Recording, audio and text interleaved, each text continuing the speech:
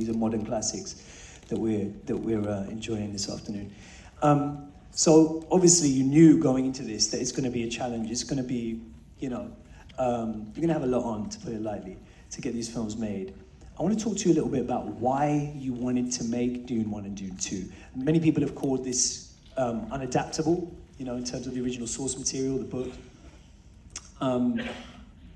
What drove you to want to make this, and how long have you wanted to make this? Is this a dream that's realizing itself after a decades-long childhood wish, or was this something that kind of landed in your lap? I know many of us will know the story behind it, but could you share a little bit about? Yeah, absolutely. I read the books when I was a kid. I was into literature. I wanted to. It was my way to deal with reality was through books, science fiction books more specifically, and I found Dune by coincidence in the bookstore. I remember still today finding the book on the bookshelf and being attracted by the title Dune and the description behind about the journey of that young man, and I became obsessed with the book. The book was what I loved about it was the way to explore the idea of a young man finding consolidating his identity, finding finally home in another culture. The idea that instead of fear, it was an act of being open to the other and finding himself into the other. And that I thought was beautiful, and also the way Frank Herbert constructed a new world, a new ecosystem. At the time I was obsessed with biology. It's a science that I absolutely adore, and the way he built all this world with all its inner logic. When you read the book, it's so sophisticated, there's so much details. And also I was moved by the exploration of the danger of blending politics and religion together. It's something that we talked to me at the time. And it's a book that every time I open the book, through the years, I always feel the same pure joy, and it's deeply inspiring. And as the year went by, I thought that it would make a fantastic film. I remember dreaming with my best friend at the time. We didn't have a camera, of course, but I was writing storyboards, doing storyboards with him, and we were dreaming about Dune, and then Lynch made a movie. I was very excited when I learned, and when I saw Sting for the first time in his suit, and not the jockstrap, but but there was something very, very exciting about the idea that Lynch would like. And when I saw the movie, I was half satisfied, half. There was something. It was a take on the book that was very different from what I had in mind.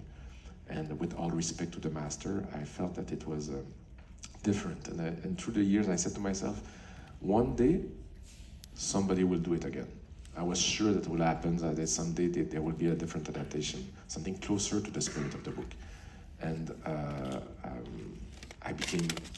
it's always stayed in the back of my mind. Sorry, the answer is very long.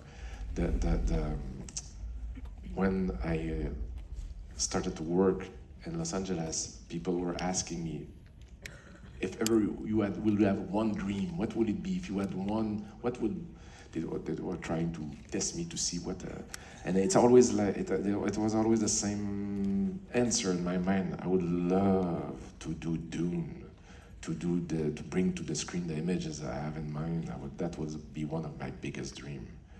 And through the years, of course, it's not something I could have done in my early years. It required too much knowledge about VFX and I didn't felt ready to do it. But there's a moment in my career where I said, okay, I feel that I have the muscles to try to approach this project, and I learned that Mary Parent at Legendary had got the rights, and we had it was by far the shortest meeting of my life. We met with Mary.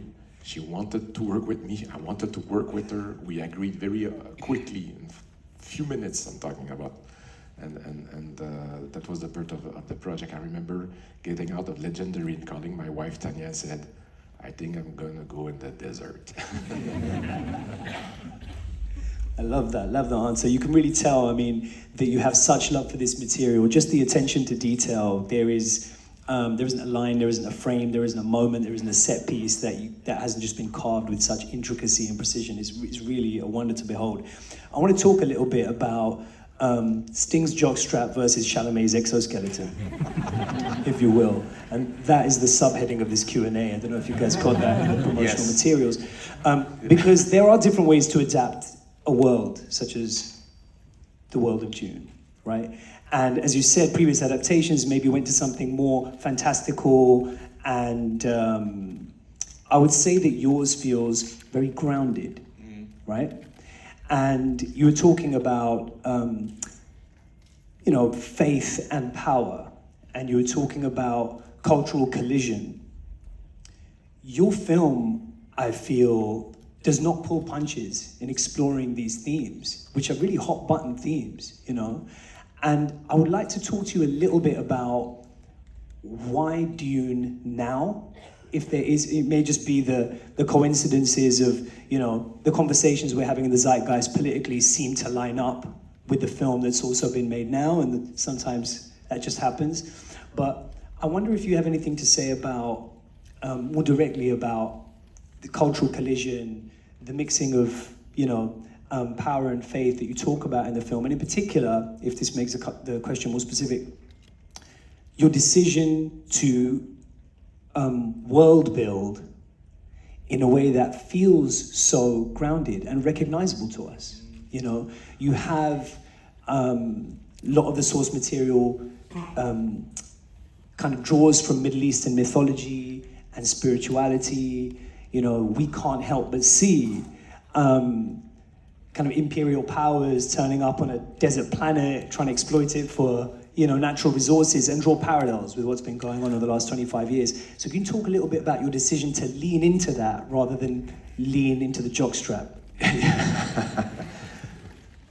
Let's face it, the jockstrap was a genius idea.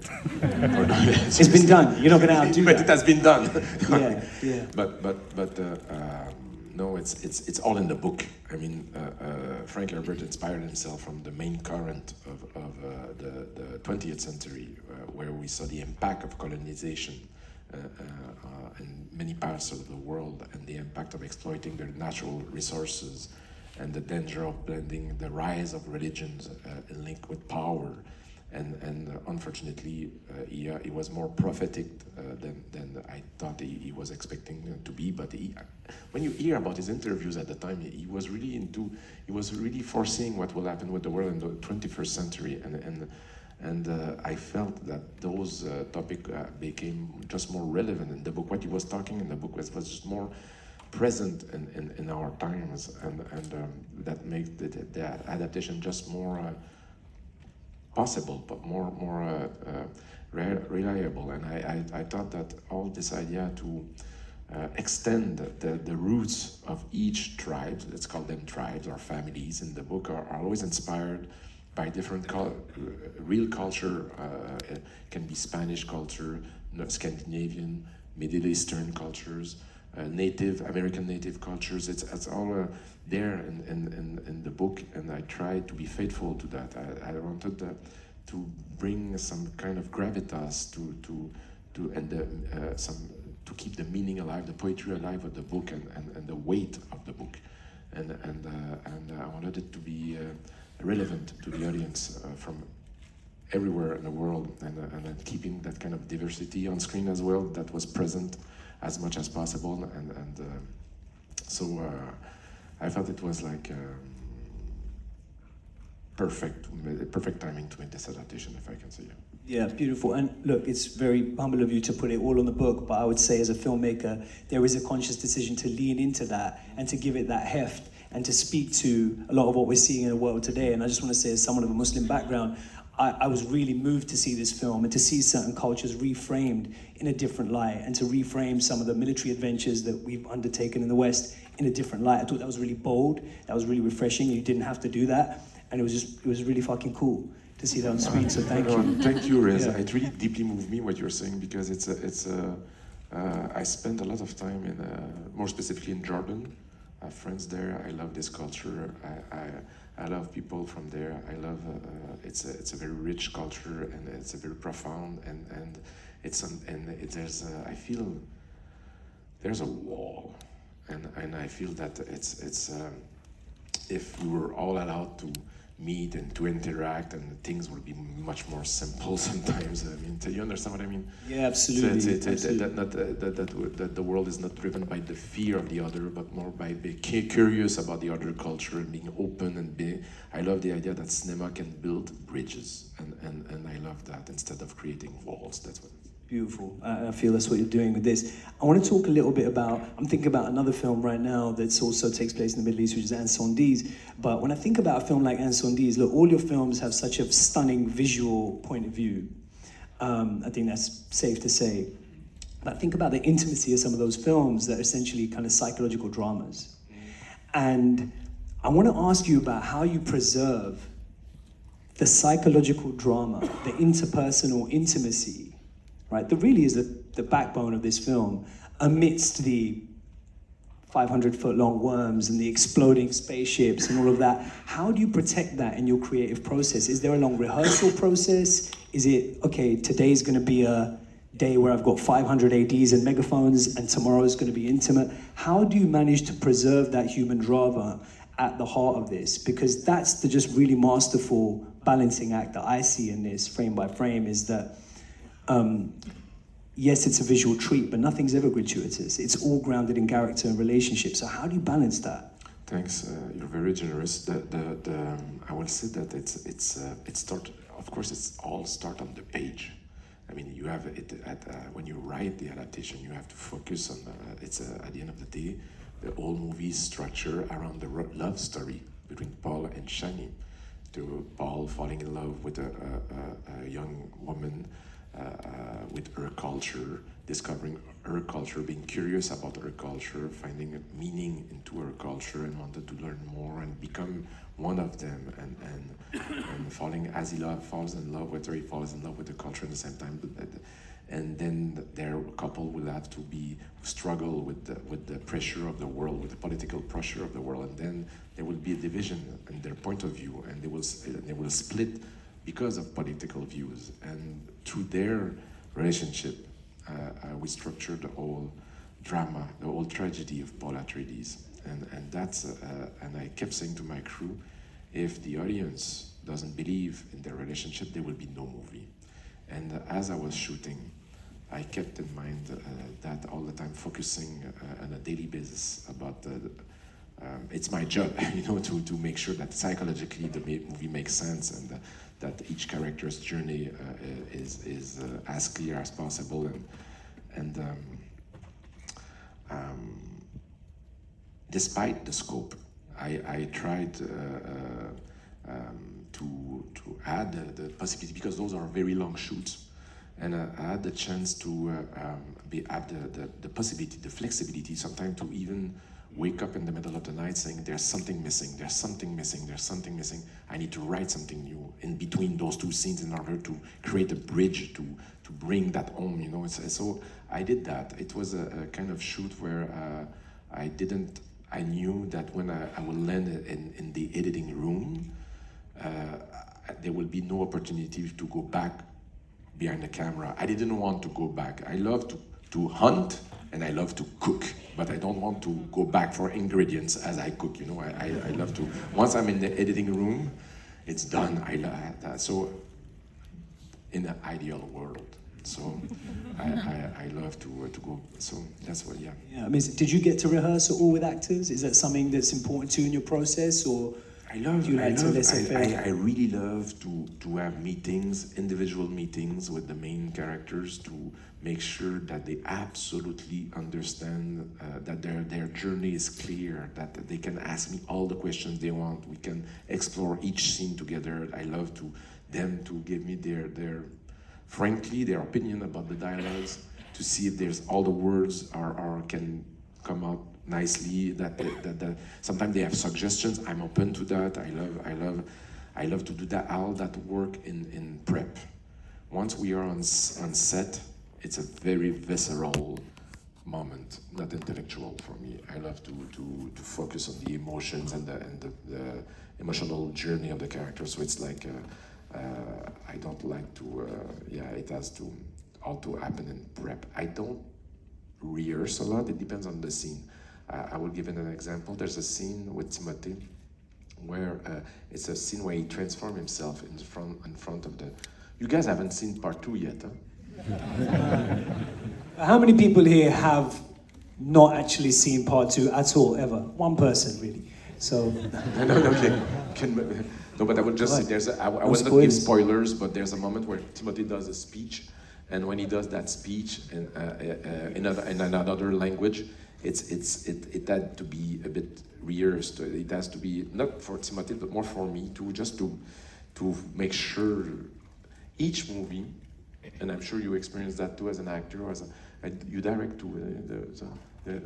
But it's there's always one scene, you know, if I have that scene, I have a movie. And there's a moment with Timothy like that I wanted to make sure that it was clear for him and I. Some scenes like that I rehearse, but I like to think sometimes that the first take is the rehearsal as well. Okay. Beautiful. Is this the scene where you don't smash a dagger before battle? That one? Sorry? Yes. That one, yeah. It's an incredible scene. Spoilers. It's a line. They've read the book. They've all read the book. I'm going to come back to how you work with particular actors as well. Obviously, as an actor myself, I'm fascinated with that and that process.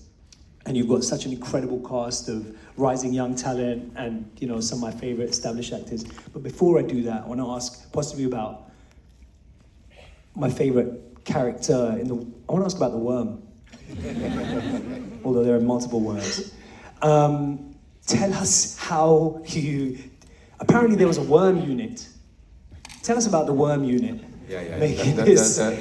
For those who haven't seen the film yet, it's not. You have seen that in the trailer. There's a worm riding sequence, and it's a sequence where a character will jump into a worm and ride it. So, and it's in the book. It's vaguely described. You know, you have hints, but to read it's a thing. To see it is something else. You know, and I had to figure out the technique to imagine how I will approach this, and I storyboarded the whole sequence, of course, and it's then I had like my very first meeting was a seminar of worm riding, where I explained to the crew, the main department, how we will approach this, how we will do this, how first it will happen in the story, and then how technically I wanted to approach this. And a lesson that something I was obsessed by in the first movie was that to bring as much nature as possible in front of the camera, to use nature as my main ally, as my main force, because the book is based on this exploration of an ecosystem, and the nature is at the heart of the book. So I did, if I make a movie about that, I don't want to be on stage. I want to be in the real desert. I want to feel the impact of the desert on the characters and capture that on camera, and natural light. And when you do VFX, it's all about lighting, and I knew that the worm riding sequence will need to happen under real sunlight, and to do so it will require tremendous amount of technology, and I wanted to shoot as much as possible on camera. Of course, bad joke, but worms don't exist. It's like it's not something that. So we had to figure out. We created a kind of platform for that was uncutable. Each shot was tremendously complex to do. I mean, sometimes a shot will take half a day, sometimes 3 days, sometimes a week to accomplish a shot. It's because each shot was experimental. And I didn't want to compromise at all. So I said to myself, it's gonna take months to shoot that.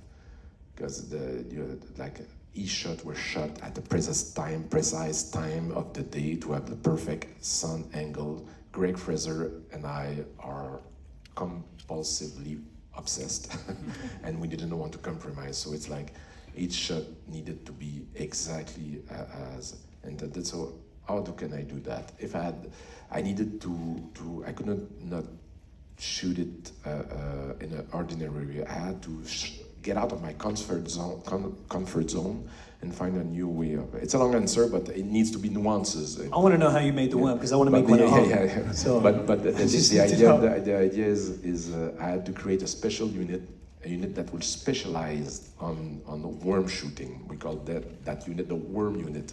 So there was the main unit that I was directing, and there was the worm unit that was shooting a few 100 meters away from my unit. And this worm unit was dedicated exclusively to bring that sequence home. And the idea was that because regular unit, you know, the pacing is pretty fast, pretty intense, but the worm unit, because of the pacing, very slower, allowed me to direct both units. But in order to do so, I needed someone on that unit that will be my ears, my eyes, and that will convey my direction, and that will help me to direct this unit. So those were very intense shots to do. So we gave this task to one of the producer of the movie, who is also a director, and her name is Tania Lapointe, and I knew that Tania will have the patience, that she will add the skills to bring exactly, to help me to bring that to the life, because we had been working for years together, and also she happened to be my wife, so I knew that she will know my sensibility exactly. And Tania it was for me one of the most moving artistic experience of my life, to share cinema with the woman I love, and because the communication was perfect, you know. So the shots, when I was able to direct from afar, which I never was able to do. I'm very monomaniac. Again, I work with one camera at a time. It was a new experience for me. Beautiful. But I don't want to talk too much about the technicality of it. Why? Because some people haven't seen the movie yet, and I want them to feel the magic. That's fair. That's fair. Well, maybe after your shout out for Tanya, it's worth finishing on a question about the power of the rising feminine, which is, you know, very present in your film with Rebecca Ferguson's character and also Zendaya's character. There's so many questions I had in mind. I wanted to ask about Javier Bardem and what it's like working with him, and the incredible character you created with Austin Butler, which I thought was just really characterful and impactful. But I want to just talk a little bit about that. You know, your film touches on these themes, as you said, on cultural identity, politics, faith, power. I want to just talk a little bit about that, if it's not too big a topic to kind of drop on you. Just the power of the rising feminine as encapsulated by Rebecca Ferguson's character and the character of Chani. And I wonder if you had anything in particular to say about what it was like working with those two phenomenal actresses. Just what that process was. When Eric Roth, the screenwriter, who was the first one who attacked the process of the adaptation for part one, we had an early meeting once, and he said to me, "Denis, it's a very dense book. It's very. If you had one word, a key word to open the book to help me to start the adaptation, what would it be?" And I said, "Women. The adaptation needs to be a female adaptation. It needs to be focused on the Bene Gesserit sisters. For the people who know the book, there's many factions, many school of thought in the book. It's a very dense, there's a lot of layers. There's many, I won't mention all of them, but one of them more specifically are the Bene Gesserit sisters, the sisterhood of women that control the politics from the shadows, that use time as their main weapon, and couldn't control the psyche and control the power from behind, and use religion as a form of power. It's something that I thought was very interesting, relevant, fresh, and I had not seen on screen. And so we focused the adaptation on them, which means that it brought Lady Jessica, that is a character less important in the novel, up front.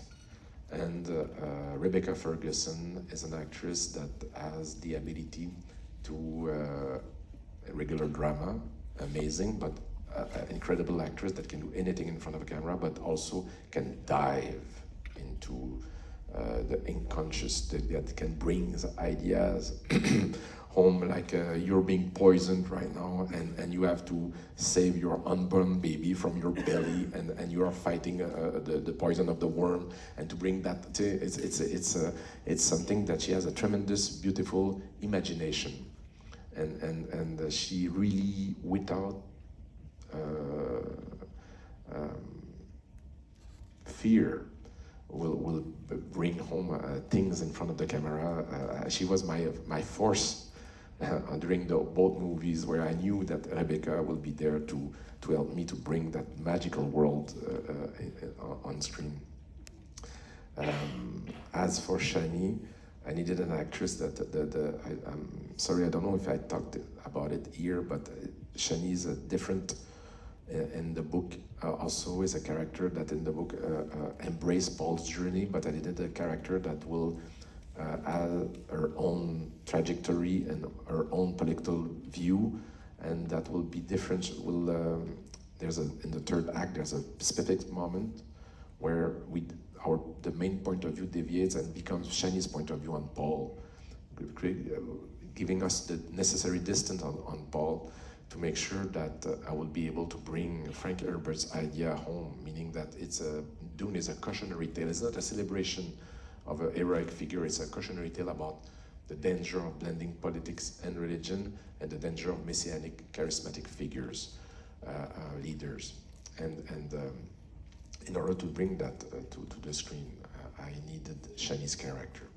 And Zendaya, which I adore, is able to do a lot without words. And those are my favorite actors that can, just by the way they listen, the way they receive the impact on a scene on their face, you can change the perception of that, the perception of that scene just through her eyes.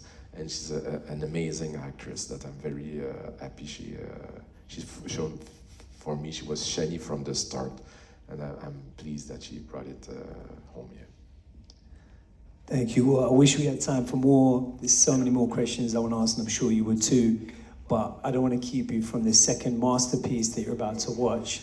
And I hope you join me in congratulating and thanking and welcoming Denis Villeneuve. Thank you very much. Thank you. Thank you.